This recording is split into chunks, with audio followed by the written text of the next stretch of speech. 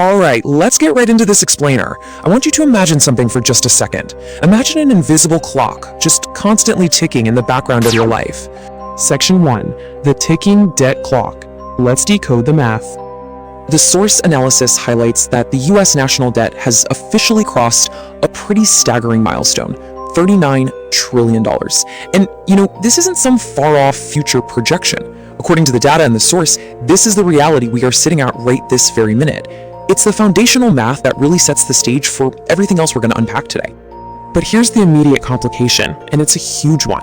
The interest bill on that debt alone is now costing $1 trillion every single year. Just to be clear, we aren't even talking about paying down the principal, $39 trillion. The source points out that it costs $1 trillion annually just to service the debt. That creates a severe drain on resources, which naturally leads us to a really uncomfortable question. Where exactly is all that money coming from? That brings us to Section 2, Funding Bondholders, Not Retirement. The analysis asks a frankly startling question about the actual destination of the payroll taxes that get deducted from your paycheck. Most of us just assume that the lines on our pay stub marked for things like Social Security are strictly locked away in a vault somewhere for our golden years, right? But the source introduces the concept that this might actually be a silent bailout. According to the source, instead of funding your future retirement like most people believe, the math dictates a totally different reality. Because of that massive $1 trillion annual interest bill we just talked about, payroll taxes are increasingly being used as a mechanism to pay off bondholders. Those are the people and the institutions who own the government's debt.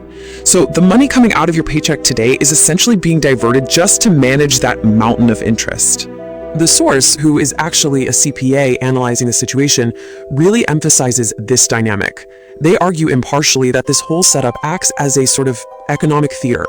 Basically, it masks what is fundamentally a massive national bailout. The idea being presented here is that the current workforce is actively bailing out the debt system just to keep that $1 trillion interest payment current. Moving on to Section 3, the refinancing cliff. It's basically a house of cards. The source points out a staggering hurdle right now. $11 trillion of old debt is coming due this year alone. Now, because the government absolutely lacks the cash to pay it off, they have to issue new debt to cover the old debt. But to issue new debt, you need a buyer, right? You need the open market to step up to the plate and actually purchase those bonds. Which leads us directly to a critical question posed by the source material. Who steps in if the open market looks at that $39 trillion debt load, looks at the $1 trillion interest bill, and just refuses to buy this massive amount of refinanced debt? What actually happens if investors simply say, "No thanks, the math doesn't look so good to me"? Well, the source provides a very clear answer to that: the Federal Reserve. To keep the whole system from collapsing, the Federal Reserve has to step in as the buyer of last resort. If the open market won't buy the government's debt, the Fed essentially creates the money to buy it. They simply print the difference to ensure the $11 trillion gets refinanced. But as you can probably guess, creating new money out of thin air comes with a very steep consequence for the rest of us. The source explains that this printed medicine required to save the system actually acts as a hidden tax.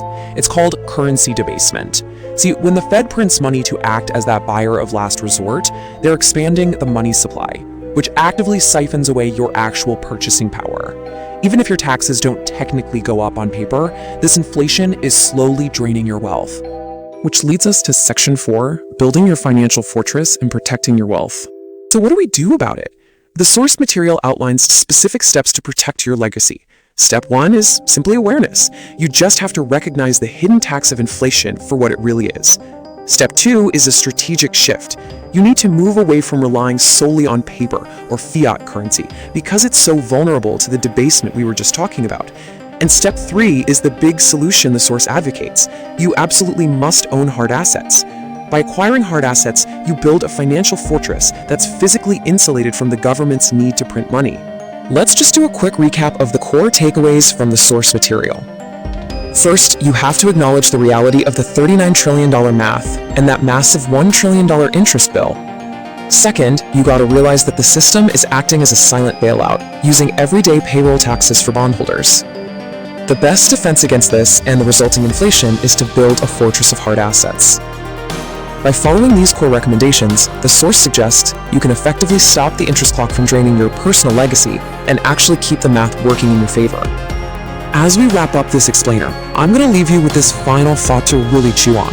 We've looked at the sheer scale of the debt, the reality of the refinancing cliff, and the hidden tax of inflation that's basically used to keep this whole house of cards standing. So ask yourself, when it comes down to the safety of your own hard-earned wealth in the face of these staggering numbers, as that invisible clock keeps ticking in the background, is your purchasing power truly protected? Thanks so much for joining me to decode this crucial topic, and keep seeking the clarity you need to navigate these economic realities.